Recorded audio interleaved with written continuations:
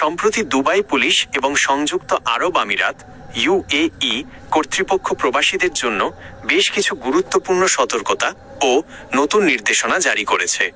বিশেষ করে 2026 সালের শুরু থেকে ভিসা এবং নিরাপত্তা সংক্রান্ত বিষয়ে কড়াকড়ি আরোপ করা হয়েছে। নিচে প্রধান বিষয়গুলো তুলে ধরা হলো। ভিসা জালিয়াতি ও প্রতারণা থেকে সাবধান। দুবাই পুলিশ সম্প্রতি বিওয়্যার অফ ফ্রড ক্যাম্পেইনের মাধ্যমে প্রবাসীদের সতর্ক করেছে। ভুয়া কাজের অফার। অনেক অসাধু চক্র সোশ্যাল মিডিয়া বা মেসেজিং অ্যাপের মাধ্যমে ভুয়া কাজের অফার ও ভিসার প্রলোভন দেখাচ্ছে। পুলিশের পরামর্শ, কোনো সংস্থাকে টাকা দেওয়ার আগে সরকারি প্ল্যাটফর্মের মাধ্যমে অফারের সত্যতা যাচাই করুন। শুধুমাত্র লাইসেন্সধারী রিক্রুটমেন্ট এজেন্সির মাধ্যমে ভিসার আবেদন করার নির্দেশ দেওয়া হয়েছে। 2. ভিসা বিধিনিষেধ ও নতুন নিয়ম।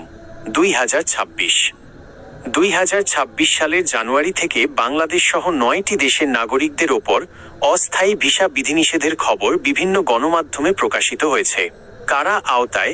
শ্রমিক, পর্যটক এবং ব্যবসায়িক উদ্দেশ্যে নতুন করে যেতে ইচ্ছুক ব্যক্তিদের ওপর এই বিধিনিষেধ আসতে পারে। শর্ত: যারা ইতিমধ্যে বৈধ ভিসা নিয়ে সেখানে আছেন তাদের ভয়ের কারণ নেই।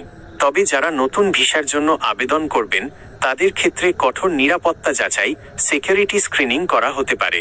স্পন্সরশিপ নিয়ম।